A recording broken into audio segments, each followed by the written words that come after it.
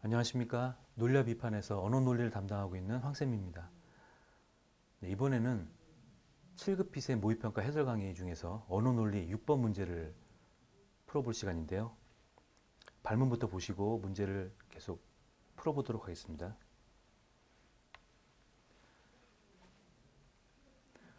6번, 다음 대화의 빈칸에 들어갈 내용으로 가장 적절한 것은? 제가 앞서도 말씀드렸지만 대화의 빈칸, 빈칸에 들어갈 내용을 추론하는 문제는 일반적으로 문맥 추론을 하는 문제들이 많기 때문에 그 빈칸이 포함된 문장 앞뒤에서나 아니면 빈칸이 포함된 문단에서 문단의 앞으로 돌아가서 그 내용을 살펴보는 것이 일반적이라고 말씀드렸는데, 이번에는 일반 지문이 아니라 대화죠. 이 대화 역시 가장 근처에 있는 대화나 그 발언 중에서 그 문맥을 추론할 수 있어야 합니다. 근데 한번 살펴볼까요? 추론이 가능한지. 빈칸에서 갑은 잘 알겠습니다. 민원인 A씨에게 뭐라고 말씀드리겠습니다. 라고 했죠. 을의 말에 대해서 잘 알겠다. 민원인 A씨에게 당신의 말을 전달하겠다. 그런 의미인데요. 그러니까 을은 그렇다면 제가 말씀드린 내용을 바탕으로 A씨에게 적절한 답변을 해주기 바란다. 라고 말했습니다. 즉, 우리 여기서 아직 알 수가 없지만 을이 갑에게 말한 내용을 A씨에게 적절하게 을이 말한 내용을 토대로 A씨에게 적절한 답변을 해주기 바란다. 그리고 갑은 이에 대해서 민원인 A씨에게 제가 잘 전달해 주겠다라고 답변한 거죠. 따라서 을이 갑에게 설명한 내용을 찾아보면 된다는 거죠. 네, 선택지 1번도 한번 살펴보시죠. 문구점은 일반 업종에 해당하지 않으므로 긴급재난지원금을 신청할 수 없다. 지난 5월에 긴급재난지원금을 받았다는 사실을 증명하는 서류를 제출해야 한다. 긴급재난지원금이라는 내용이 계속 나옵니다. 용어가. 문구점은 집합금지 및 집합제한업종에 해당하지 않는 것으로 확인되었기 때문에 지원금을 받을 수 없다. 다음, 사회적 거리두기 2.5단계부터 운영이 제한되거나 금지된 업종이 아니면 긴급재난지원금을 받을 수 없다. 연매출 4억 원에 미치지 못하고 코로나19로 매출이 감소한 자영업자라면 증빙서류를 갖추어 신청할 수 있다. 살펴보건대 어떠한 업종이 긴급재난지원금의 대상인지 먼저 파악을 해야 될 것 같고요. 그에 관련돼서 무슨 서류를 제출하는 것도 있는 것 같고, 또 사회적 거리두기 단계에 따라서 긴급재난지원금이 대상인지 아닌지 또 달라지는 것 같습니다. 이제 본문으로 들어가서 본격적으로 살펴보도록 하시죠. 네. 갑이 아시는 바와 같이 코로나19로 인한 위기 상황 속에서 어려움을 겪는 국민의 생계를 지원하기 위해 정부가 지난 5월에 전 국민을 대상으로 긴급재난지원금을 지급했습니다. 라고 말했습니다.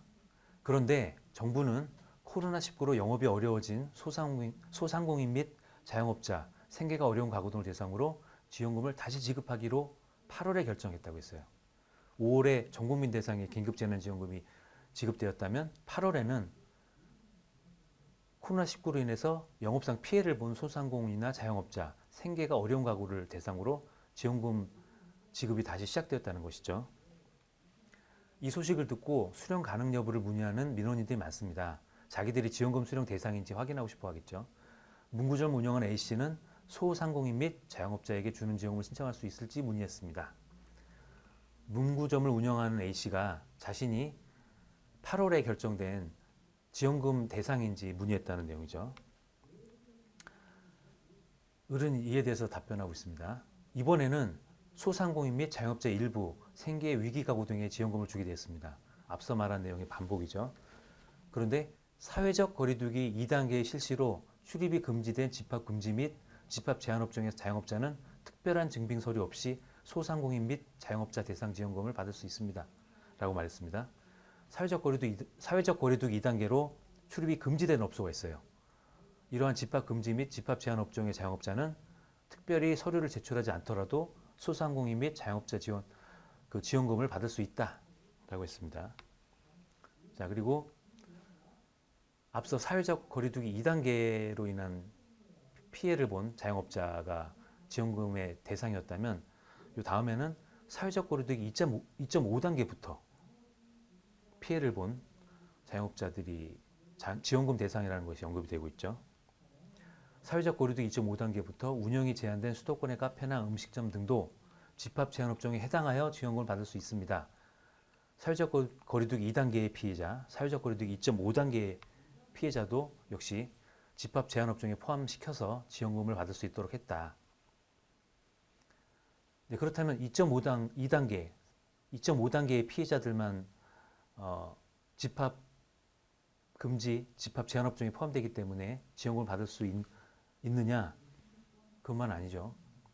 집합 금지 및 집합 제한 업종에 속하지 않더라도 연매출 4억 원 이하라는 사실을 증명하거나 코로나19 확산으로 매출이 감소했음을 증빙하는 자료를 제출하면,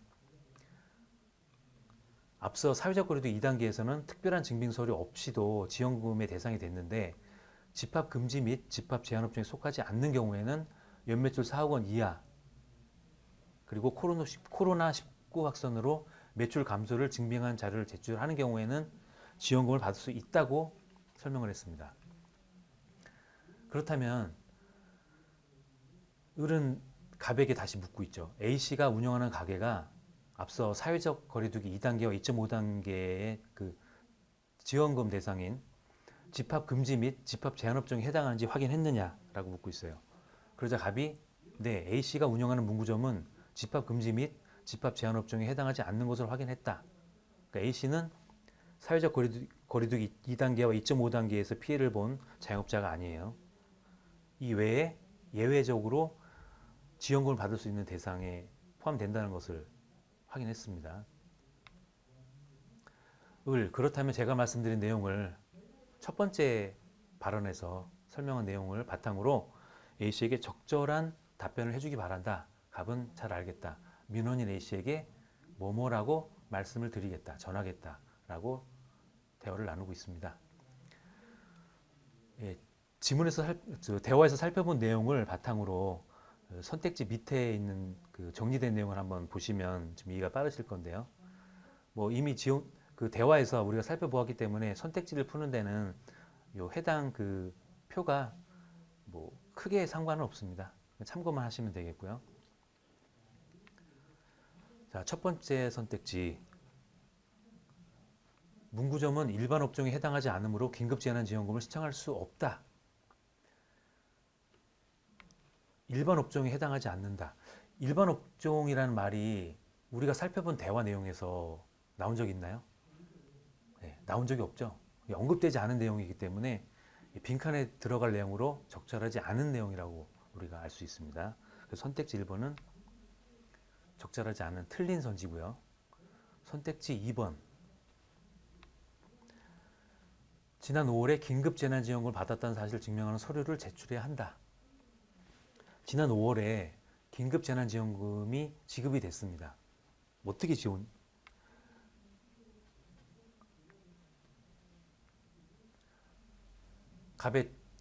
갑의 첫 번째 발언을 보시면 정부가 지난 5월에 전 국민을 대상으로 긴급재난지원금을 지급했다고 했었죠. 이것은 8월 이후에 그 지급 대상이 된 자영업자나 소상공인, 뭐 생계가 어려운 가구 등 말고 전 국민을 대상으로 한 긴급재난지원금이었습니다. 따라서 여기서 주로 논의된 내용과 좀 다른 내용이죠. 그래서 긴급재난지원금을 받았다는 사실을 증명하는 서류를 제출해야 한다라는 내용을 여기서는 찾을 수가 없어요. 그래서 이건 역시 빈칸에 들어갈 내용으로 적절하지 않은 내용입니다. 그래서 선택지 2번도 틀린 선지고요. 네, 다음 선택지 3번을 살펴보시도록 하겠습니다. 3번, 문구점은 집합 금지 및 집합 제한 업종에 해당하지 않는 것으로 확인되었기 때문에 지원금을 받을 수 없다. 네, 갑의 두 번째 발언에서 그 의뢰 질문에 답변하면서 A씨가 운영하는 문구점은 집합 금지 및 집합 제한 업종에 해당하지 않는다라고 확인을 했죠.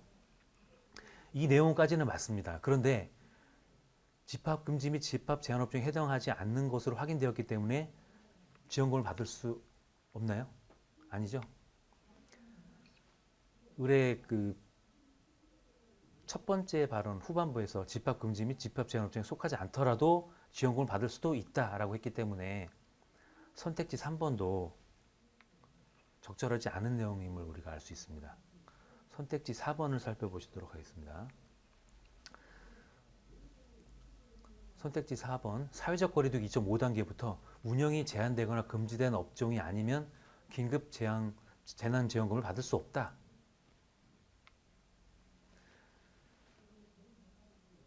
의뢰 설명에서 사회적 거리두기 2.5단계부터 운영이 제한된 수도권의 카페나 음식점 등이 집합 제한업종에 해당한다고 그랬죠. 그래서 지원금 대상이 된 것을 확인했는데 이들만이 지원금의 대상이 아니죠.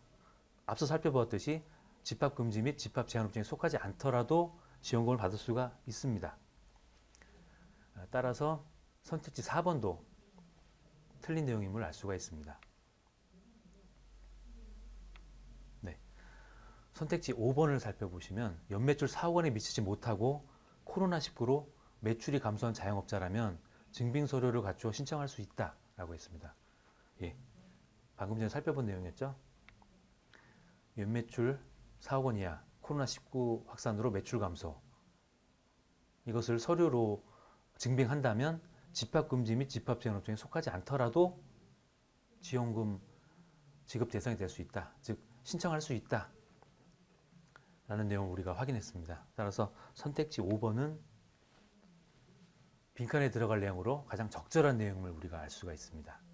네, 이것으로 모의평가 6번을 풀이를 마치도록 하겠습니다. 감사합니다.